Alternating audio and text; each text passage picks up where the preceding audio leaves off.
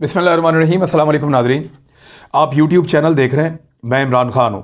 ये एक Pandora papers आ गए हैं। अब इससे पहले पैराडाइज पेपर भी आए थे, खोदा पहाड़ और निकला चूहा। उससे पहले पनामा पेपर्स भी आए थे, जिसके बाद शरीफ ख़ानदान के लिए बड़ी मुश्किलात पैदा हो गई थी। अब ये एक पेंडोरा पेपर्स आ रहे हैं। बेसिकली पेंडोरा इसका नाम क्यों रखा है वो बड़ी मज़े की एक कहानी है पुरानी। मैं आपको छोटी सी बता देता हूँ ताकि लोगों को पता हो कि पेंडोरा एक्चुअली है क्या। ये एक बहुत पुरानी यूनानी कहानी है और इस कहानी के मुताबिक देवता थे और उन देवताओं ने इस दुनिया को बनाया था और उन्होंने जो दुनिया की सारी तकलीफ़ें और सारी मुसीबतें, जिसमें बुढ़ापा है, परेशानी है, दुख है, दर्द है, बीमारियां हैं, वो सारी तकालीफ इकट्ठी करके एक बॉक्स के अंदर रखती थी और वो बॉक्स पेंडोरा के पास था। तो पेंडोरा ने वो बॉक्स खोल दिया अल्टीमेटली बाद में, जिससे उसको मना किया गया था। और उसके बॉक्स खोलने के बाद जो इंसान बड़ी खुशहाली की ज़िंदगी ज़मीन पे गुजार रहे थे, वो सारे दुख, तकलीफ़ें, बीमारियां, बुढ़ापा और ज़हनी इंतशार, डिप्रेशन, ये सारा लोगों के पास चला गया। लेकिन उस बॉक्स में से सबसे आखिर में एक और चीज़ निकलती है और उस चीज़ का नाम था उम्मीद, होप। तो उम्मीद एक ऐसी चीज़ है, ये कहानी एक्चुअली बताने के लिए ये थी कि कुछ भी हो, दुनिया में कितनी भी बुराइयां हों, उम्मीद नहीं छोड़नी चाहिए। और उम्मीद एक ऐसी चीज़ है जो हर चीज़ को काउंटर करती है, हर चीज़ का मुकाबला करती है। तो वो तो एक पेंडोरास बॉक्स की एक कहानी है कि पेंडोरा का एक बक्सा था जो खुल गया था। अब आए असल कहानी की तरफ कि ये कहानी क्या है। ये एक नई स्टोरी आई, बिल्कुल वैसे ही जैसे पहले विकीलीक्स एक दफ़ा आ गए थे, उसके बाद पनामा लीक्स आ गए थे। विकीलीक्स में पाकिस्तानी कई बेनकाब हुए थे, यानी मौलाना फजलुर रहमान साहब, इवन नवाज शरीफ साहब, जरदारी साहब, सबके बारे में बड़ी खबरें थी उसके अंदर। और उसके बाद फिर पनामा लीक्स आए, उसमें भी लगभग 500 के करीब पाकिस्तानियों के नाम थे। मियाँ नवाज शरीफ साहब बहुत बुरी तरह फंस गए। पैराडाइज पेपर्स आए, कुछ भी नहीं है, वही कुछ नहीं। अब ये आ गया है पेंडोरा पेपर्स। ये पेंडोरा पेपर्स क्या असरात डालेंगे, किसको क्या नुकसान होगा, इनके आते ही कुछ लोग वज़ीर आज़म पाकिस्तान इमरान खान साहब से मुतालबा कर रहे हैं कि वो रिज़ाइन कर दें। यानी PMLN ने यह मुतालबा किया, ख़ासतौर पे एहसन इकबाल ने। वो ऐसा लगता है काफ़ी श्योर है इस बारे में। हालांकि जिस वक्त मैं ये वीडियो कर रहा हूं तो बिल्कुल अभी पेपर आ रहे हैं, इसके ऊपर डिटेल में वीडियो में बाद में करूंगा। लेकिन एहसन इकबाल ने पहले ही कह दिया कि वज़ीर आज़म पाकिस्तान इमरान खान साहब जो हैं वो रिज़ाइन कर दें, क्योंकि उनकी ऑफशोर कंपनियां निकल आई हैं। ये पता कैसे चलता है पेपर्स के लीक होने से पहले। यानी पेंडोरा पेपर्स अभी पूरी तरह खुले तो नहीं है। पाकिस्तान के 2 सहाफ़ी हैं जिनके नाम आ रहे हैं, उमर चीमा और फ़खर दुरानी, जो इसका हिस्सा है। ऐसा नहीं होता कि ये सहाफ़ी खुद तफ्तीश कर रहे होते हैं। इसमें 117 ममालिक के डॉक्यूमेंट्स हैं, 150 मीडिया के मुख्तलिफ इदारे हैं और उनसे ताल्लुक़ रखने वाले 600 से ज़ायद रिपोर्टर्स हैं और 2 साल के लगभग इन्होंने काम किया है। ये ऐसा नहीं है कि ये उमर चीमा ने इसको बनाया या पाकिस्तानी सहाफ़ियों ने इस पर काम किया है। उनका काम सिर्फ इतना होता है कि जो चंद सहाफ़ी इसके ऊपर काम कर रहे होते हैं उनको ये इन्फॉर्मेशन मिलती है। बाज़-औक़ात मुल्कों की पॉलिसीज़ बदलती हैं, कुछ चीज़ें पब्लिक हो जाती हैं। बाज़-औक़ात डाटा हैक होता है, वो डाटा बेचा जाता है, वो डाटा हासिल किया जाता है। बाज़-औक़ात कुछ एजेंसीज़ वो डाटा फ्राहम करती हैं। बाज़-औक़ात ये सवालात लिखते हैं, वो मुल्क इन चीज़ों को खोल देते हैं, क़वानीन मुल्कों में तब्दील हो रहे होते हैं। तो बहुत सारे सोर्सेज हैं जिससे ये इन्फॉर्मेशन इकट्ठी होती है। वो इनको इकट्ठा करते रहते हैं लंबे अरसे तक और इनको कंपाइल करते रहते हैं, एक पूरे डॉक्यूमेंट की शक्ल में इसको लाते रहते हैं। और फिर जो मुख्तलिफ मुल्कों के लोग, यानी जैसे ICIG एक सहाफ़ती तंजीम टाइप की है, उसमें बहुत सारे रिपोर्टर हैं, वो इन्वेस्टिगेशन करते हैं। तो वो उन सहाफ़ियों को कहते हैं, जी आपके मुल्कों में इन लोगों के नाम आए हैं, आप और ये इनके एड्रेस हैं, आप इनसे इन सवालों के जवाब लीजिए। उन्होंने करना सिर्फ ये होता है कि उनके एड्रेस के ऊपर वो सवालनामा भिजवाना होता है। जवाब कुछ भी आए, जवाब ना भी आए, तो फिर भी तफ्तीश मुकम्मल हो जाती है। ये कुछ ऐसी इन्वेस्टिगेशन नहीं है जो पाकिस्तान में बड़ी शानदार की हो। अगर उमर चीमा के पास या फ़खर दुरानी के पास ऐसी चीज़ें होती और ख़ास तौर पे ऐसी चीज़ें जिसमें इमरान खान बहुत बुरी तरह फंस गए होते, तो वो बहुत पहले इनको पब्लिक कर चुके होते। मेरे ख्याल में वो इसका इंतज़ार ना करते, क्योंकि यहाँ पे हालात इमरान खान के बहुत ख़िलाफ़ हैं और मीडिया भी इमरान खान के बहुत ख़िलाफ़ है, तो वो इस मौके को हाथ से जाने नहीं देते। लेकिन अब ये पेपर्स आ गए हैं और इन पेपर्स की तफसीलात को पढ़ा जा रहा है, देखा जा रहा है। लेकिन इनके आने से पहले इमरान खान साहब के मिलते जुलते एड्रेस पे, क्योंकि जो ज़मान पार्क का उनका एड्रेस है, उस एड्रेस के 3 घर हैं, क्योंकि ज़मान पार्क के 3 तरफ से वो एंट्रेंस है, 3 उसकी सिमतें, उन तीनों सिमत के अंदर जो मकानात के नंबर हैं वो दोबारा 1 से शुरू हो जाते हैं। तो इस तरह जो जमान पार्क के इमरान खान साहब का जो घर है उसके नंबर के 2 मजीद घर हैं, उनमें से एक घर के मालिक हैं जिनके ऊपर ये एलिगेशन लगा कि उनकी 2 कंपनीज हैं। तो उन्होंने कहा बिल्कुल जी है, मेरी 2 कंपनीज हैं और वो 2 कंपनी जो हैं वो ये ऑफशोर थी और मैंने 2008 में ली थी। इमरान खान जब से वज़ीर आज़म बने मैं उनको मिला भी नहीं। हाँ, मैं उनको जानता ज़रूर हूँ, फरीदुद्दीन उनका नाम है। उन्होंने लॉक गेट इन्वेस्टमेंट नाम की एक कंपनी और दूसरी हॉकफील्ड लिमिटेड नामी कंपनी, ये 2 कंपनीज का उन्होंने बताया कि जी ये मेरी थी। इसके बाद इमरान खान साहब के जो मुशीर हैं या उनके तर्जुमान हैं शहबाज गिल साहब, उन्होंने कहा कि A2 ज़मान पार्क एक प्लॉट के 2 हिस्से हैं, लेकिन हकीकत यह है कि ज़मान पार्क में 2A के 2 मुख्तलिफ मकानात हैं और वो एक दूसरे से कम से कम आधा किलोमीटर से ज़्यादा के फासले पे हैं। उसके बाद उन्होंने इंटरव्यू देते हुए भी कहा जी आधा पौना किलोमीटर का फासला है, ये घर दूर है और इसका इमरान खान से कोई ताल्लुक नहीं है। और उन्होंने क्लियर किया कि वज़ीर-ए-आज़म पाकिस्तान इमरान खान की कोई किसी किस्म की ऑफशोर कंपनी नहीं है।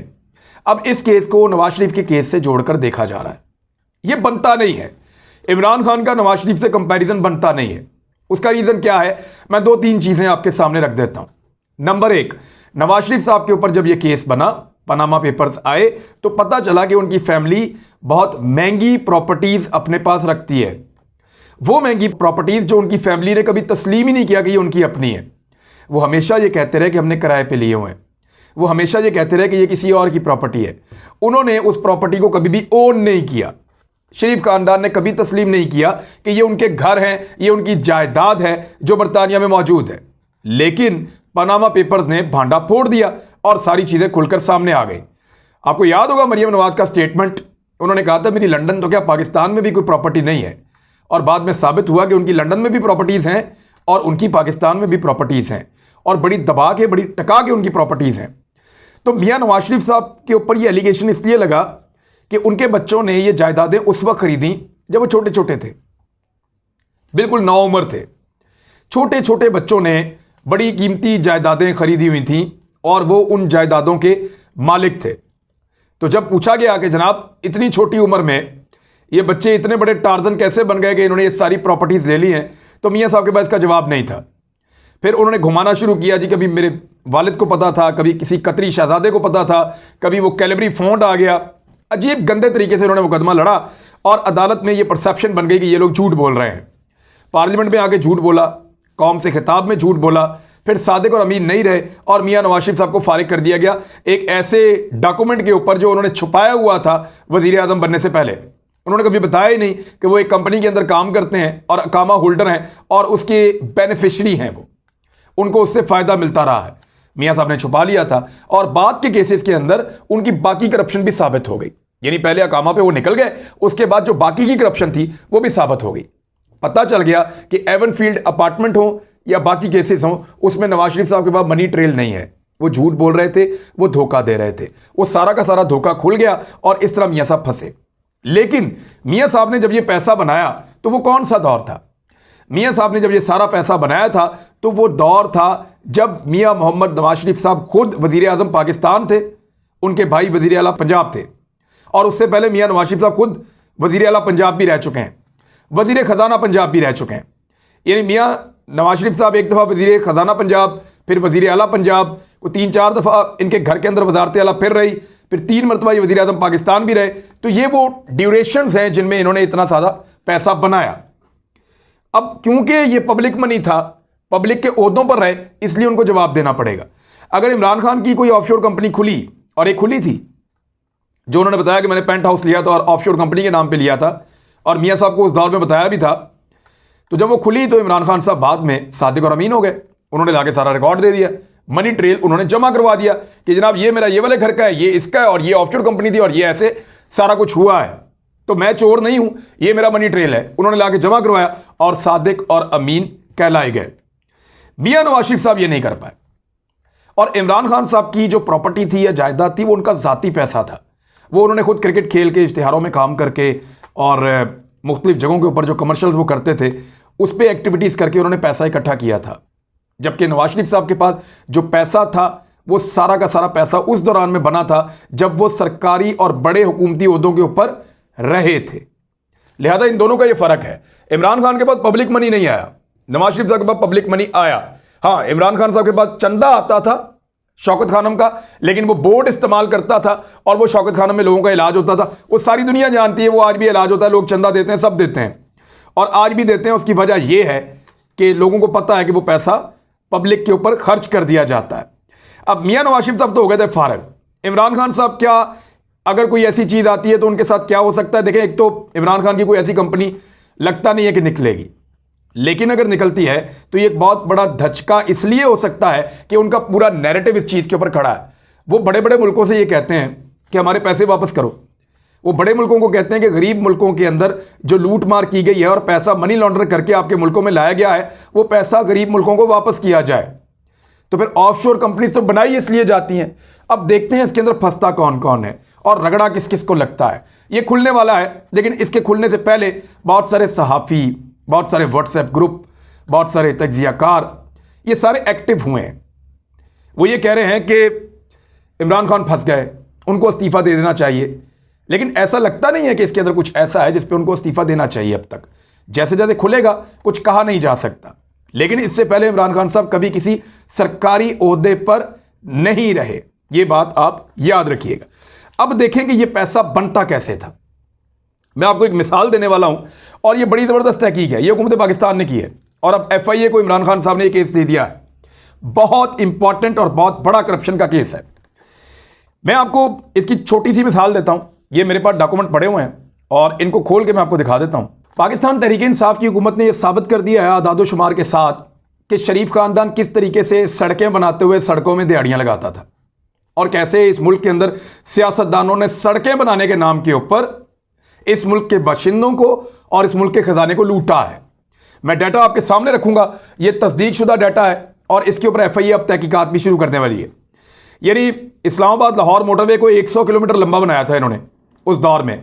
वो क्यों लंबा बनाया था? क्योंकि जितना रोड लंबा होगा उतना ज़्यादा उसके अंदर अमाउंट बढ़ेगी और उतना ज़्यादा आपका कमीशन भी बढ़ेगा। ये पैसा ये कैसे चुराते थे, किस तरह चुराते थे, उसके बारे में कुछ नहीं पता, लेकिन पैसा चुराते थे ये कंफर्म हो गया है। कमीशन के लिए 104 किलोमीटर लंबी एक रोड बनाई गई थी। नवाज शरीफ साहब सड़कों की वजारत हमेशा अपने पास रखते थे और उसमें बड़े प्रोजेक्ट और बड़ी करप्शन होती है, ये वजारत नवाज शरीफ साहब अपने पास रखते थे। लेकिन इमरान खान साहब ने ये वजारत अपने पास नहीं रखी, बल्कि उन्होंने मुराद सईद नामी वजीर को ये वजारत दी है और वो इसके ऊपर काम कर रहे हैं। जब तहकीकात की और उन्होंने ठेके दिए तो उनको पता चला कि ये तो सब दो नंबरी चल रही थी। मिसाल के तौर पे कुछ रोडें हैं, उनकी तफसीलात में आपके सामने रखने लगा हूँ। एक रोड है जी जो PMLN के दौर में बनी है, नेशनल हाईवे कंस्ट्रक्शन प्रोजेक्ट 2 लेन कंस्ट्रक्शन। ये नेशनल हाईवे में जो इन्होंने कंस्ट्रक्शन की है, एक रोड बनाया है, वो 2 लेन का रोड है। अच्छा, ये जो रोड इन्होंने बनाया है PMLN ने अपने दौर में, ये फी किलोमीटर 17 करोड़ 35 लाख का बना है। 17 करोड़ 35 लाख का बना है मुस्लिम लीग नून के दौर में। और ये वो दौर था जब डॉलर की जो कीमत थी पाकिस्तान में वो 100 रुपये थी। आज डॉलर की कीमत 160 रुपये है, इससे ज़्यादा है, बल्कि 70 के करीब है। जो लोहा है, स्टील, उसकी कीमत PMLN के दौर में 95,000 रुपये फी टन थी। आज उसकी कीमत 1,64,000 रुपये फी टन है। जो सीमेंट है वो 365 रुपये की बोरी से 600 रुपये की बोरी तक पहुंच गया है। बिचुमैन, ये जो आप लुक वगैरह डालते हैं सड़क पे, ये 55,000 रुपये टन से बढ़ के 95,000 रुपये टन तक पहुंच चुकी है। यानी जो कॉस्ट है, कंस्ट्रक्शन कॉस्ट, सड़क बनाने की जो कॉस्ट है, उसके अंदर जो इजाफा हुआ है वो लगभग 67% से ज़्यादा हुआ है। यानी अगर सड़क कल बनती थी 100 रुपये में, तो आज वो बननी चाहिए 167 रुपये 44 पैसे में। अगर सड़क बनती थी कल 1 लाख रुपए में 1 किलोमीटर, तो अब वो बननी चाहिए 1,67,44 रुपए पर मीटर। अब ऐसे बननी चाहिए, लेकिन ये नहीं हुआ, काम उल्टा हो गया है। मैं आपको बताता हूं, जो सड़क फी किलोमीटर PMLN के दौर में 17 करोड़ 35 लाख में बनी, वो पाकिस्तान तहरीक इंसाफ के दौर में अब 3 साल के बाद 67% कीमतें बढ़ने के बाद इन्होंने बनाई है 11 करोड़ 55 लाख रुपए में। यानी इसमें फी किलोमीटर जो दिहाड़ी लगी है वो तकरीबन 7 करोड़ रुपए लगी है। 7 करोड़ रुपए फी किलोमीटर पैसा गायब हुआ बीच में से, अगर इसको आप इस तरह देखें तो। अच्छा, एक और सड़क, ये जी PMLN national highway construction project 4 लेन बाईपास कंस्ट्रक्शन। अब ये सड़क एक PMLN ने बनाई है, एक पाकिस्तान तहरीक इंसाफ ने बनाई है। नून लीग ने जो बनाई वो बनती है जी 37 करोड़ रुपए फी किलोमीटर। 37 करोड़ रुपए फी किलोमीटर। और अगर आज के हिसाब से इसकी कीमत को बढ़ा दिया जाए डॉलर के साथ और चीज़ों की कीमतों के साथ, तो वो बनती है तकरीबन 62 करोड़ रुपए फी किलोमीटर। लेकिन आज PTI ने उसको कितने में बनाया, उसी रोड को 17 करोड़ 35 लाख फी किलोमीटर।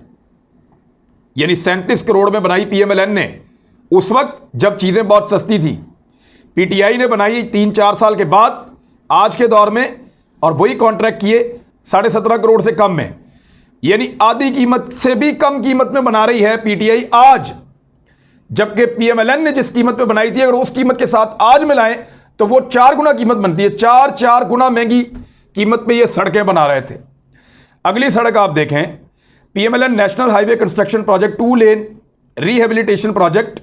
और यही रिहेबिलिटेशन प्रोजेक्ट जो है वो PTI ने भी किया, सेम दोनों के एक जैसे हैं। तो उसमें PMLN ने फी किलोमीटर 8 करोड़ से ज़्यादा खर्च किए, और आज के हिसाब से अगर देखें तो वो 13 करोड़ से ज़्यादा, 13.5 करोड़ बनते हैं। जबकि तहरीक इंसाफ ने 5 करोड़ 34 लाख में ये प्रोजेक्ट किया है। यानी फिर आधे से भी आधे पैसे, यानी 25 to 30% के अंदर ये सड़कें बना रहे हैं पाकिस्तान तहरीक इंसाफ वाले। तो PMLN वाले इतनी महंगी सड़कें क्यों बनाते थे, उनमें ऐसा क्या था? PMLN मोटरवे BOT 4 लेन प्रोजेक्ट और PTI मोटरवे BOT 4 लेन प्रोजेक्ट, ये दोनों का एक जैसा प्रोजेक्ट है। अब इसमें PMLN ने जब इसको बनाया तो उन्होंने बनाया 49 करोड़ 21 लाख, PTI ने बनाया 39 करोड़ 56 लाख, यानी 10 करोड़ का फर्क फी किलोमीटर में। और अगर आप साथ मिला दें जो कीमतें बढ़ी हैं तो ये फर्क कितना बनता है कि फी किलोमीटर जो दिहाड़ी इसके अंदर लगी है वो 23 करोड़ 65 लाख, 23 करोड़ 65 लाख की दिहाड़ी लगी है इस वाले के अंदर। तो हर जगह दिहाड़ी लगती थी, ये पैसे जाते कहां रहे हैं? अब अगर इसकी इंक्वायरी की जाएगी तो बहुत सारे लोग नाराज हो जाएंगे, बहुत सारे सफेद पोस्ट चीखेंगे, चिल्लाएंगे। तो ऐसे ही होता है हमेशा। ये है वो पैसा जिसका जवाब नहीं आता। अब तक के लिए इतने, अपना ख्याल रखिएगा, अपने इस चैनल का भी। अल्लाह हाफिज।